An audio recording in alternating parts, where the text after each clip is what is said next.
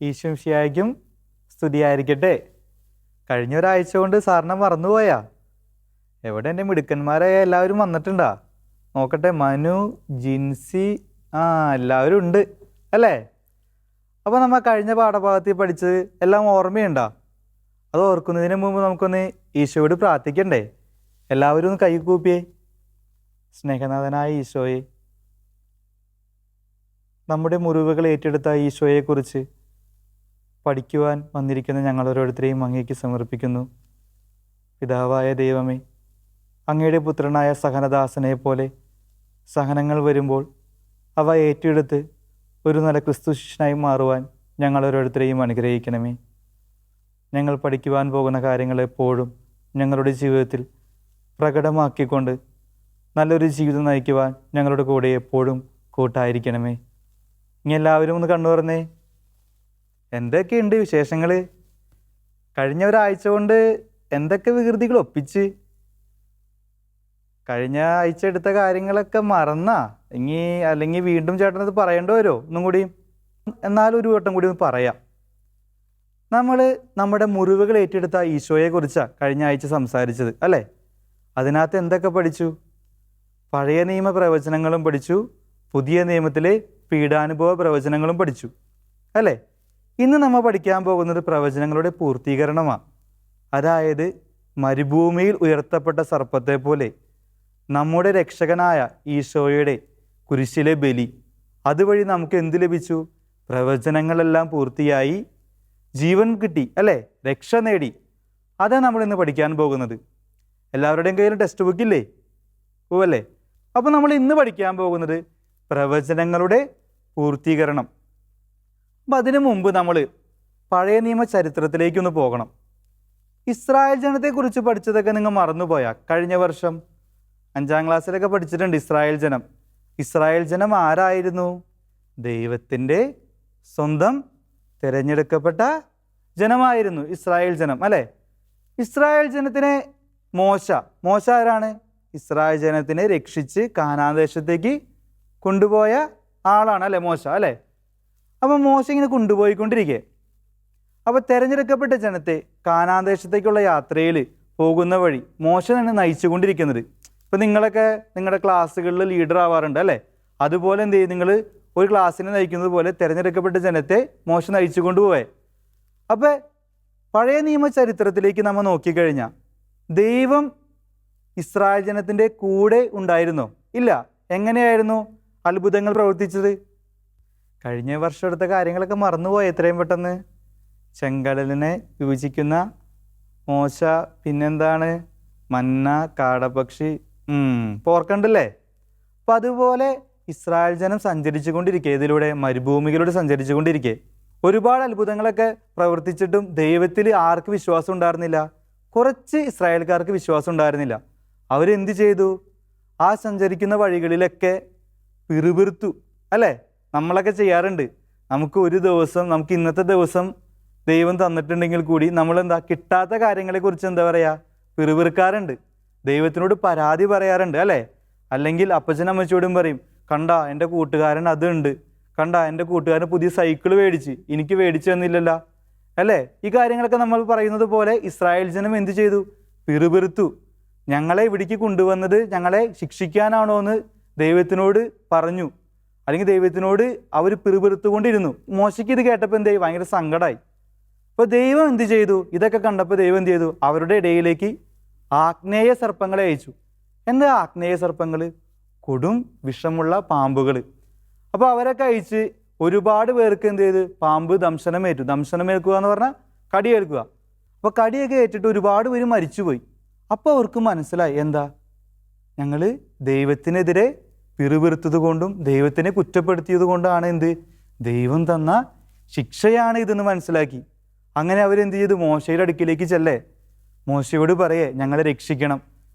അങ്ങനെ വിഷമിച്ച് മോശ എവിടേക്ക് പോയി? മലയിൽ പോയി പ്രാർത്ഥിച്ചിട്ട് ദൈവം എന്ത് പറഞ്ഞു മോശയോട്? നീ ഒരു പിച്ചള സർപ്പത്തെ ഉണ്ടാക്കി അത് വടിയിൽ കുത്തി നിർത്തണം. അതിനെ നോക്കുന്ന ദംശനമേറ്റവരൊക്കെ എന്ത് ചെയ്യും? രക്ഷ പ്രാപിക്കും. ഇസ്രായേൽ ജനം ചെയ്ത കാര്യമെന്ന് പറയുന്നത് എന്താണ്? തൻ്റെ തിരഞ്ഞെടുക്കപ്പെട്ട ജനമാണ്, വാഗ്ദാനത്തിൻ്റെ നാട്ടിലേക്ക് പോകുന്ന ജനമാണ്. പക്ഷെ എന്തു ചെയ്തു? ദൈവത്തിനെതിരെ തെറ്റു ചെയ്തു, പിറുപിറുത്തു. ഒരുപാട് അത്ഭുതങ്ങളും അനുഗ്രഹങ്ങളും കൊടുത്തിട്ട് അവരെന്ത് ചെയ്തു? ദൈവത്തിനെതിരെ പ്രവർത്തിച്ചു കൊണ്ടിരുന്നു അല്ലേ? അങ്ങനെ അവരുടെ ഇടയിലേക്ക് ആഗ്നേയ സർപ്പങ്ങളെ അയക്കുന്നു, പിച്ചള സർപ്പത്തെ ഉണ്ടാക്കി അതിലേക്ക് നോക്കുന്നവരൊക്കെ രക്ഷ പ്രാപിക്കുന്നു. അതുപോലെ തന്നെ നമ്മുടെ പുതിയ നിയമത്തിലേക്ക് കടന്നു വന്ന മറ്റൊരു അടയാളമാണ് ഈ പിച്ചള സർപ്പം എന്ന് പറയുന്നത്. എന്താണ്? ഒരു അടയാളമാണ്, രക്ഷയുടെ അടയാളം ഇസ്രായേൽ ജനത്തിന്. അതുപോലെ പുതിയ നിയമജനതയ്ക്ക് ഈശോ ആരാണ്? രക്ഷകനാ, ഒരു അടയാളമാണ്. അത് എവിടെയാണ് നിറവേറിയത്? കുരിശിലെ ബലി വഴി. നമ്മൾ കഴിഞ്ഞ ക്ലാസ്സിൽ പഠിച്ച കാര്യം ഓർക്കുന്നുണ്ടോ? നമ്മുടെ വേദനകളാണ് അവിടുന്ന് ചുമന്നത് അല്ലേ? നമ്മുടെ കുറ്റങ്ങൾക്കും നമ്മുടെ അകൃത്യങ്ങൾക്കും വേണ്ടിയാണ് എന്ത് ചെയ്ത് അവിടുന്ന് കുരിശിൽ ഉയർത്തപ്പെട്ടത് അല്ലേ? അപ്പോൾ ഇതൊക്കെ നമ്മുടെ മനസ്സിലുണ്ടായിരിക്കണം. അതുകൊണ്ട് തന്നെ ഈശോയുടെ ആ സഹനത്തിൻ്റെ മാതൃക നമ്മുടെ ജീവിതത്തിലും എന്ത് ചെയ്യണം? നമ്മൾ പിന്തുടരണം. ഈശോയെ നോക്കുന്നവരൊക്കെ, ഈശോയിൽ വിശ്വസിക്കുന്നവരൊക്കെ, വിശ്വസിച്ചുകൊണ്ട് ആ കുരിശിനെ നോക്കുന്നവരൊക്കെ എന്ത് ചെയ്യും? രക്ഷ പ്രാപിക്കും. അതാണ് നമ്മുടെ ജീവിതത്തിൽ നമ്മുടെ മറ്റുള്ളവരോട് പ്രഘോഷിക്കേണ്ടത്. നമ്മളിപ്പോൾ 6ാം ക്ലാസ്സിലാണ് അല്ലേ? ഇനി നമ്മൾ വളർന്നു വന്നുകൊണ്ടിരിക്കേ, ഈശോയെ അനുഭവിച്ച് ജനമായിക്കൊണ്ടിരിക്കേ. നിങ്ങൾ വിശുദ്ധ കുർബാന സ്വീകരിച്ചു അല്ലേ? വിശുദ്ധ കുർബാന സ്വീകരിച്ച് ഈശോയെ നമ്മുടെ ജീവിതത്തിലേക്ക് കൊണ്ടുവന്നു. അങ്ങനെ നമ്മൾ എന്ത് ചെയ്യണം? ഈശോയെ പ്രഘോഷിക്കണം മറ്റുള്ളവർക്ക് മുമ്പിൽ. അപ്പം നമ്മൾ ഇനി പഠിക്കുന്നത് ആധുനിക കാലഘട്ടത്തിൽ മൗതിക ശരീരമായ മിശിഹായുടെ മൗതിക ശരീരമായ സഭ എങ്ങനെയാണ് സഹനങ്ങൾക്ക് വേണ്ടി മുറിവുകൾ ഈശോ ഏറ്റെടുത്തതുപോലെ, സഹനങ്ങൾ ഏറ്റെടുത്തതുപോലെ മൗതിക ശരീരമായ സഭ എങ്ങനെയാണ് പ്രവർത്തിക്കുന്നതെന്ന ചരിത്രങ്ങളിലേക്ക് പോകണം അല്ലേ? ചരിത്രങ്ങളിൽ എങ്ങനെയാണ് അപ്പസ്തോലന്മാരും വിശുദ്ധാത്മാക്കളൊക്കെ ചെയ്തത്? സുവിശേഷം പ്രഘോഷിച്ചുകൊണ്ട് മറ്റുള്ളവരുടെ മുറിവുകൾ ഉണക്കി അല്ലേ? ഒരുപാട് അത്ഭുതങ്ങൾ കാണിച്ചു വിശുദ്ധാത്മാക്കളാണ് നമ്മുടെ സൂപ്പർ ഹീറോസ് അല്ലേ? ഞാൻ നിങ്ങൾക്കൊരു സൂപ്പർ ഹീറോയെ പരിചയപ്പെടുത്താം. സഹനമാണ് സ്നേഹത്തിൻ്റെ പൂർത്തീകരണമെന്ന് വിശ്വസിച്ച ഒരു സൂപ്പർ ഹീറോ ഉണ്ട്. ആരെന്നറിയോ? ആർക്കെങ്കിലും അറിയോ? ഒന്ന് ഓർത്തു നോക്കിയേ. സഹനമാണ് സ്നേഹത്തിൻ്റെ പൂർത്തീകരണം. വേറെ ആരുമല്ല, വിശുദ്ധ പാദ്രോ പിയോ. അപ്പോൾ നമുക്കത് അടുത്ത് കുറച്ച് കഴിയുമ്പോൾ പഠിക്കാം ആരാണ് വിശുദ്ധ പാദ്രോ പിയോ. അപ്പോൾ ചരിത്ര താളുകളിലേക്ക് പോയ വിശുദ്ധാത്മാക്കളെല്ലാം എന്താണ്? സഹനത്തിൻ്റെ പൂർത്തീകരണമാണ് ചെയ്തത്. ഈശോ കാൽവരിയിൽ അർപ്പിച്ച അതേ ബലി മറ്റൊരു രീതിയിൽ അവർ ജീവിതത്തിൽ എന്ത് ചെയ്തു? മറ്റുള്ളവർക്ക് മുമ്പിലേക്ക് അർപ്പിച്ചു അല്ലേ? ഇനി അടുത്തതായിട്ട് ആധുനിക കാലഘട്ടത്തിൽ ഇന്നത്തെ സമൂഹത്തിൽ സഭ മിശിഹായോട് ചേർന്ന് ക്രിസ്തു ശിഷ്യരായ നമ്മളോട് ചേർന്ന് എങ്ങനെയാണ് മുറിവുകൾ ഏറ്റെടുക്കുന്നതെന്ന് പഠിക്കുക അല്ലേ? ഒന്നാമത്തെ കാര്യം, വ്യക്തിപരമായിട്ട് നമുക്ക് മുറിവുകൾ ഏറ്റെടുക്കാം. എങ്ങനെയൊക്കെയാണ് വ്യക്തിപരമായിട്ട് മുറിവുകൾ ഏറ്റെടുക്കുന്നത്? ഒന്ന്, കൂദാശകൾ. നിങ്ങൾക്ക് വല്ല കൂദാശകൾ സ്വീകരിക്കുമ്പോഴൊക്കെ നിങ്ങൾക്ക് മുറിവുകൾ ഉണങ്ങാറുണ്ടോ? കുമ്പസാരം അല്ലേ? രോഗിലേപനം. കുമ്പസാരം വഴിയായിട്ട് നമ്മൾ എന്താ ചെയ്യണേ? നമ്മുടെ പാപങ്ങളെല്ലാം നമ്മൾ ഈശോയോട് ഏറ്റുപറഞ്ഞ് ദൈവത്തിനോട് ക്ഷമ ചോദിക്കുക അല്ലേ? നമ്മുടെ മനസ്സിന് സന്തോഷമല്ലേ കുമ്പസാരം സ്വീകരിക്കുമ്പോൾ അല്ലേ? അതുപോലെ വിശുദ്ധ കുർബാന, ഓരോ കൂദാശകൾ വഴി നമ്മൾ എന്ത് ചെയ്യും? നമ്മൾ മറ്റുള്ളവരുടെ മുറിവുകളും നമ്മുടെ മുറിവുകളും ഈശോയ്ക്ക് സമർപ്പിക്കുകയാണ്. സഹനങ്ങളോട് ചേർത്ത് നമ്മൾ ഏറ്റെടുക്കുകയാണ് അല്ലേ? അടുത്തത് എങ്ങനെയാണ്? പ്രാർത്ഥന വഴി നമ്മൾ ദൈവത്തിനോട് പ്രാർത്ഥിക്കുക അല്ലേ? മറ്റുള്ളവർക്ക് വേണ്ടി പ്രാർത്ഥിക്കുക. നമുക്ക് സഹനങ്ങൾ ഉണ്ടാകുമ്പോൾ അത് പരാതിപ്പെടാതെ, ഇസ്രായേൽ ജനത്തിനെ പോലെ പരാതിപ്പെടാതെ, ദൈവിക പദ്ധതിയാണെന്ന് മനസ്സിലാക്കി, ദൈവത്തിൻ്റെ ഇഷ്ടമാണെന്ന് മനസ്സിലാക്കിക്കൊണ്ട് അല്ലേ? വിശുദ്ധ ബൈബിളിൽ പറയുന്നത് പോലെ തന്നെ ഓരോ കാര്യവും ദൈവത്തിൻ്റെ ഇഷ്ടമാണെന്ന് മനസ്സിലാക്കിക്കൊണ്ട് സഹനങ്ങൾ ഏറ്റെടുക്കണം അല്ലേ? അടുത്തതായിട്ട് പഠിക്കാൻ പോകുന്നത് സംഘടനാപരം. എന്തൊക്കെ സംഘടനകൾ നിങ്ങൾക്കറിയാം? നമ്മുടെ സമൂഹത്തിലുള്ള സംഘടനകൾ, പാർട്ടിയൊന്നല്ല കേട്ടോ, നമ്മുടെ സഭയിലുള്ള സംഘടനകൾ എന്തൊക്കെയാണ്? CYM ഉണ്ട്, CLC ഉണ്ട്, ജീസസ് യൂത്ത് ഉണ്ട് അല്ലേ? മതബോധനം ഒരു സംഘടനയാണെന്ന് പറയാൻ പറ്റുമോ?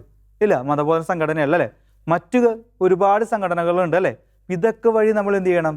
നമ്മൾ മുറിവുകൾ ഏറ്റെടുക്കുന്ന ഈശോയ്ക്ക് മാതൃകയാക്കണം. സമൂഹത്തിന് മുൻപിലേക്ക് നമ്മൾ കാണിച്ചു കൊടുക്കണം ഈശോയെ അല്ലേ? അടുത്തതായിട്ട് സഭ എങ്ങനെയാണ് ഈ സംഘടനാപരമായിട്ട് നമുക്ക് മറ്റുള്ളവർക്ക് മുമ്പിൽ ഈശോയെ കാണിച്ചു കൊടുക്കുന്നത്? ആശുപത്രികൾ അല്ലേ?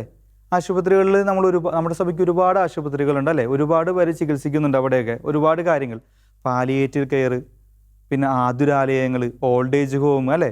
അങ്ങനെ ഒരുപാട് കാര്യങ്ങൾ ചെയ്യുന്നുണ്ട്. ഇവിടെയൊക്കെ എന്താണ് നമ്മുടെ സഭയുടെ ലക്ഷ്യം? മുറിവുകൾ ഏറ്റെടുത്ത ഈശോയെയാണ് നമ്മളെന്ത് മാതൃകയാക്കി മറ്റുള്ളവർക്ക് മുൻപിലേക്ക് ഈശോയെ പ്രഘോഷിക്കുകയാണ്.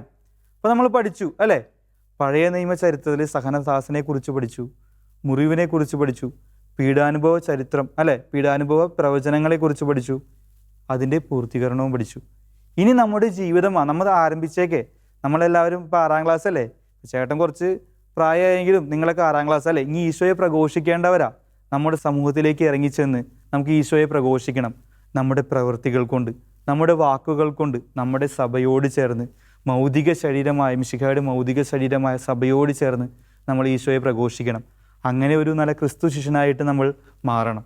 അതിനെല്ലാവർക്കും നമുക്ക് കഴിയണം. കാരണം എന്താ? നമ്മൾ ഈശോയെ അനുഭവിച്ച ജനമാ. ഓക്കെ, എല്ലാവർക്കും കിട്ടിയില്ലേ?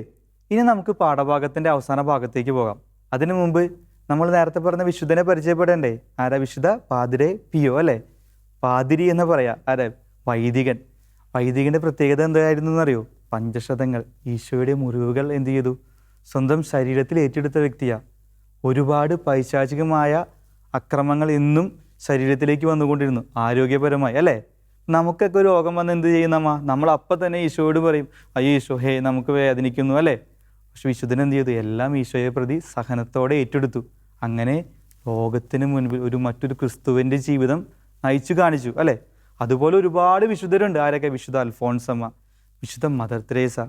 മദർ തെരേസ പറഞ്ഞ കാര്യങ്ങളൊക്കെ ഓർമ്മയുണ്ടോ? സഹനത്തിൻ്റെ ഒരുപാട് പടികൾ കണ്ട വ്യക്തിയാണ് മദർ തെരേസ. അങ്ങനെ ഈ വിശുദ്ധരൊക്കെ നമുക്ക് എന്താണ്? നമുക്കൊരു മാതൃകയാക്കണം. അങ്ങനെ നമ്മൾ സഭയോട് ചേർന്ന് ലോകത്തിന് മുൻപിൽ ഈശോയെ കാണിച്ചു കൊടുക്കണം. കഴിഞ്ഞ തവണ ചെയ്ത ഹോംവർക്കുകളൊക്കെ നിങ്ങൾ വൃത്തിയായിട്ട് ചെയ്തിട്ടെന്ന് എനിക്കറിയാം. കുറച്ച് പേര്, കാരണം അവിടെ ഇരുന്ന് കുറച്ച് പേര് ചിരിക്കേണ്ട പല്ലൊക്കെ കാണിച്ച്. അപ്പം ഇന്നത്തെ ഹോംവർക്ക് എന്ന് പറയുന്നത് നമ്മുടെ പാഠഭാഗത്തിൻ്റെ 5 ചോദ്യങ്ങളുള്ളത്. അതിനകത്ത് 5 ചോദ്യങ്ങൾ എഴുതി നിങ്ങൾ ടീച്ചർക്ക് എന്ത് ചെയ്യുക? വാട്സപ്പിലോ എങ്ങനെയെങ്കിലും അയച്ചു കൊടുക്കാം. അതിലൊക്കെ നിങ്ങൾക്ക് എന്തായിട്ട് മാറും? നിങ്ങൾക്ക് മാർക്കായിട്ട് കിട്ടും. ഓക്കെ, അപ്പോൾ അത് ചെയ്യില്ലേ? പിന്നെ നമുക്കൊരു വചനം പഠിക്കണ്ടേ ഇന്നത്തെ? ഏശയ്യായുടെ പുസ്തകത്തിലെ 53-ാം അധ്യായം 5-ാം വാക്യം. നമ്മുടെ അതിക്രമങ്ങൾക്ക് വേണ്ടി അവൻ മുറിവേൽപ്പിക്കപ്പെട്ടു, നമ്മുടെ അകൃത്യങ്ങൾക്ക് വേണ്ടി ക്ഷതമേൽപ്പിക്കപ്പെട്ടു. ഇത് എപ്പോഴും നമ്മുടെ മനസ്സിലുണ്ടായിരിക്കണം. ഓക്കെ, എന്തെങ്കിലും വേദനകൾ വരുമ്പോൾ സാത്താനെ ദൂരെ പോകൂ എന്ന് പറഞ്ഞുകൊണ്ട് സഹനങ്ങൾ ഏറ്റെടുക്കാൻ നമുക്ക് എപ്പോഴും കഴിയണം. ഓക്കെ, എല്ലാവരും പഠിച്ചില്ലേ?